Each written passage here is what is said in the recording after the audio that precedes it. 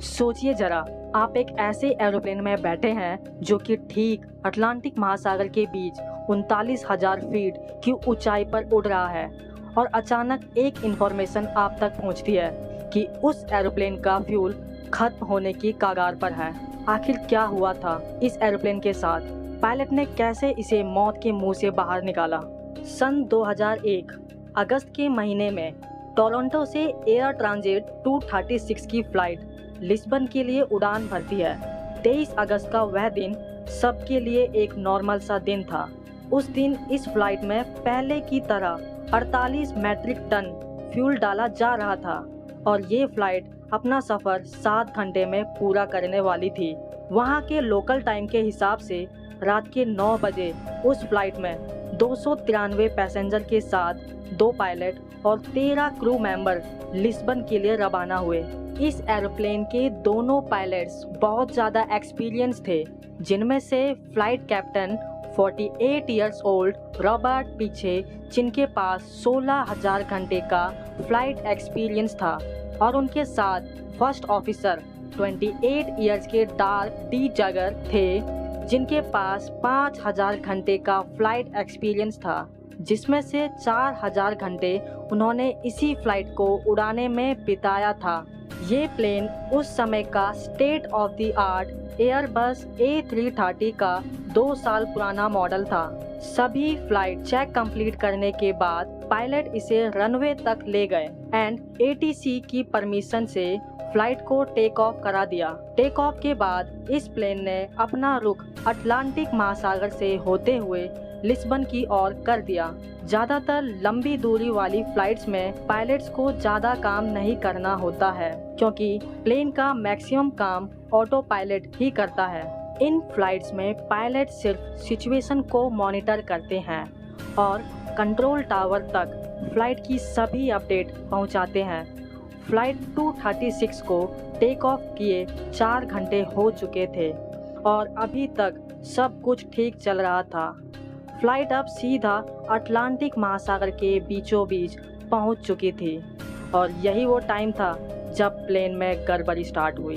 Canadian time के हिसाब से रात के 1 बजे प्लेन के पायलट ने सेकेंड इंजन यानी कि राइट इंजन में कुछ गड़बड़ी नोटिस करी।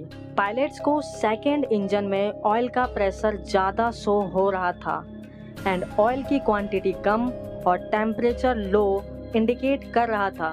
नॉर्मली प्लेन ऑपरेबल मोड में होता है, तब बीतते टाइम के साथ ऑयल टेम्परेचर बढ़ता है, लेकिन यहाँ पर लो टेम्परेचर शो कर रहा था, जो कि पायलट के लिए सही संकेत नहीं था।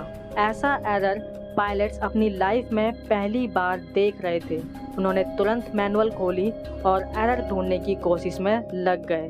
काफ़ी ढूंढने के बाद पायलट्स को इस एरर के बारे में फ्लाइट के मैनुअल में कुछ नहीं मिला, तो तुरंत उन्होंने कनाडा में एयर ट्रांजिट के मेंटेनेंस यूनिट से संपर्क किया और उनको इस एरर के बारे में अपडेट किया। मेंटेनेंस यूनिट को भी इस एरर के बारे में कुछ नहीं पता था। मेंटेनेंस ने पायलट्स को जवाब दिया कि आप एरर को चेक करते रहें, हम आपको दोबारा जल्द ही कांटेक्ट करेंगे। प्लेन के राइट इंजन में इम्परफेक्ट रीडिंग शो हो रही थी, लेकिन एयरक्राफ्ट में कोई भी प्रॉब्लम नहीं दिखी। यही बात सोचकर पायलट्स रिलैक्स हो गए कि कोई टेक्निकल ग्लिच की वजह से फ्यूल इम्परफेक्ट रीडिंग दे रहा है, लेकिन आधे घंटे बाद ही उन्हें एक एडवाइजरी मैसेज शो हुआ। लेकिन ये मैसेज फ्यूल से रिलेटेड था। कमर्शियल एयरलाइन का फ्यूल प्लेन के दोनों विंग्स में इक्वली डिस्ट्रीब्यूट होता है, लेकिन पायलट्स को ये एडवाइजरी मिली कि प्लेन के एक विंग में फ्यूल की मात्रा कम है। राइट विंग के मुकाबले लेफ्ट विंग में फ्यूल की मात्रा कम थी। ये समस्या इतनी बड़ी भी नहीं होती, क्योंकि उड़ान के दौरान पायलट इसे ठीक कर सकते हैं। इसे ठीक करने के लिए कैप्टन ने क्रॉस फिट वेल्व को इस्तेमाल किया, जिसमें लेफ्ट विंग का फ्यूल राइट विंग में जाने लगा। इस तरह से दोनों विंग्स में फ्यूल बराबर हो गया। अटलांटिक महासागर के बीच से प्लेन को डाइवर्ट कराना बहुत ही मुश्किल हो चुका था अब पायलट्स के पास एकमात्र ऑप्शन अजोस आइलैंड था। ये आइलैंड पोर्तुगल टेरिटरी का हिस्सा है, जिनमें से टसेरा नाम के आइलैंड पर एयरपोर्ट मौजूद था। उस समय प्लेन में सिर्फ 7000 केजी ही फ्यूल बचा हुआ था। आम गाड़ियों के लिए यह फ्यूल बहुत ज़्यादा होता है, लेकिन एयरबस A330 के लिए सिर्फ 6% ही था। पायलट्स के मन में सवाल ये था कि फ्यूल इतनी तेजी से कैसे कम हो रहा है। इतने बड़े प्लेन में फ्यूल को इतनी तेजी से कम होना एक ही बात को इशारा करती है कि फ्यूल टैंक में लीकेज है। इसी बात का पता लगाने के लिए कैप्टन ने फ्लाइट के क्रू मेंबर को इंस्ट्रक्शन दी कि विंग्स की ट्रेलिंग एज को चेक करें, लेकिन अंधेरा होने की वजह से कुछ पता नहीं चल सका। सिचुएशन अब इतनी गंभीर हो चुकी थी कि हर 5 मिनट में 1000 केजी फ्यूल खत्म हो रहा था। कैप्टन को एहसास हो गया कि फ्यूल कहीं ना कहीं से लीक हो रहा है। अब प्लेन में सिर्फ 25 मिनट का ही फ्यूल बचा हुआ था और इतने से फ्यूल में प्लेन को टसेरा आइलैंड तक ले जाना बहुत ज़्यादा मुश्किल था। दोनों पायलट्स मेंटेनेंस यूनिट और ATC के साथ लगातार जुड़े हुए थे। मेंटेनेंस यूनिट ने पायलट्स को फ्यूल लीकेज कंफर्म करने के लिए प्लेन को 39,000 फीट से सीधा 20,000 फीट तक लाने का इंस्ट्रक्शन दिया, लेकिन कैप्टन ने ऐसा करने से साफ मना कर दिया। कैप्टन को ये बात मालूम थी कि अगर फ्यूल लीकेज हुआ भी तो प्लेन को 20,000 फीट से वापस 39,000 फीट तक ले जाना पॉसिबल नहीं होगा।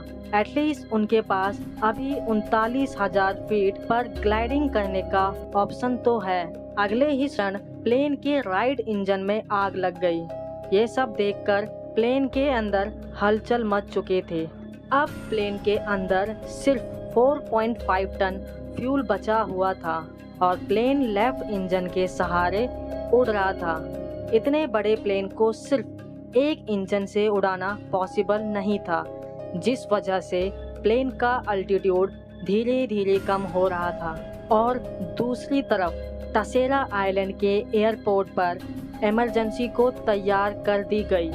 प्लेन अभी भी टसेरा आइलैंड से 240 किलोमीटर दूर थी और इस समय प्लेन में सिर्फ 600 केजी फ्यूल ही बाकी रह गया था। जिसका डर सभी को था वही हुआ। प्लेन के दोनों इंजन बर्बाद हो गए और प्लेन ने ग्लाइड करना शुरू कर दिया। प्लेन के दोनों इंजन बर्बाद होने के कारण प्लेन में अंधेरा छा गया। 20,000 फीट पर प्लेन को ना लेकर जाना कैप्टन का यह डिसीजन सही साबित हुआ। किस्मत से उसी समय प्लेन का ऑटोमेटिक टरबाइन बाहर निकल आया, जिससे कॉकपिट के इक्विपमेंट चलने लगे। अब प्लेन टसेरा आइलैंड से सिर्फ 120 किलोमीटर ही दूर था। इस समय प्लेन की ऊंचाई 30,000 फीट थी। ये 120 किलोमीटर की दूरी को सिर्फ ग्लाइड करके पार करना था। सबसे बुरा ये हो सकता था कि प्लेन को अटलांटिक महासागर में ही लैंड कराया जाए और इसी सिचुएशन को हैंडल करने के लिए क्रू मेंबर ने पैसेंजर को प्रिपेयर करना शुरू कर दिया। समुद्र में लैंड कराते समय पैसेंजर अगर बच भी गए तो समुद्र के ठंडे पानी की वजह से हाइपोथर्मिया से मर सकते थे। बिना इंजन के प्लेन को उड़ाना बहुत ही मुश्किल हो रहा था। पायलट्स इसे अब मैन्युअली कंट्रोल कर रहे थे। प्लेन का अल्टीट्यूड 200 फीट पर मिनट गिर रहा था।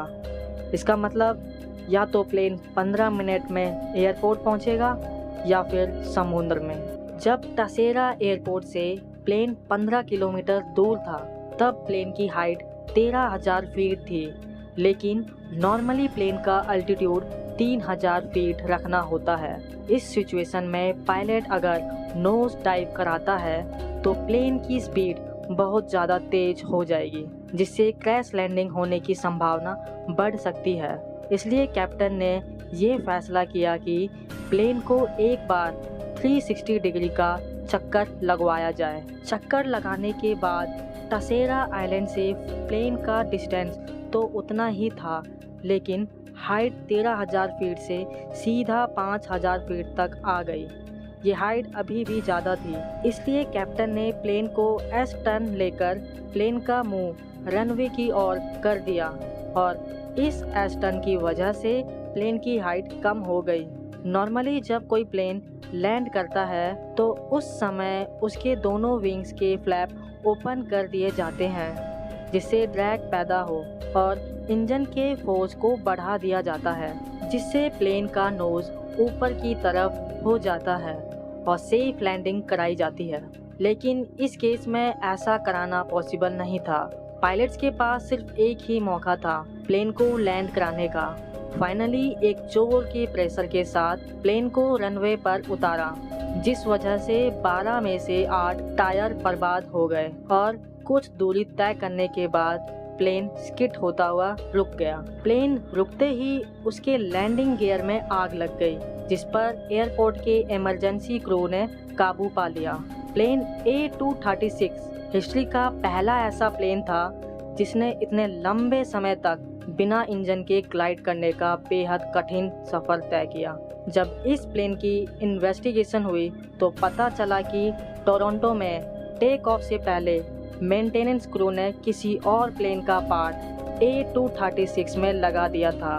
लूज फिटिंग की वजह से फ्यूल टैंक में लीकेज स्टार्ट हुई और इस घटना के बाद एयरबस में fuel leakage indicator system install कर दिया ताकि फ्यूचर में ऐसी दुर्घटना दोबारा ना हो सके। और 1 साल बाद कैप्टन एंड फर्स्ट पायलट को डेड स्टिक लैंडिंग परफॉर्म कराने के लिए सुपीरियर एयरमैनशिप अवार्ड से सम्मानित किया गया। ऐसी और रोमांचक डॉक्यूमेंट्री के लिए आप हमें सब्सक्राइब कर सकते हैं।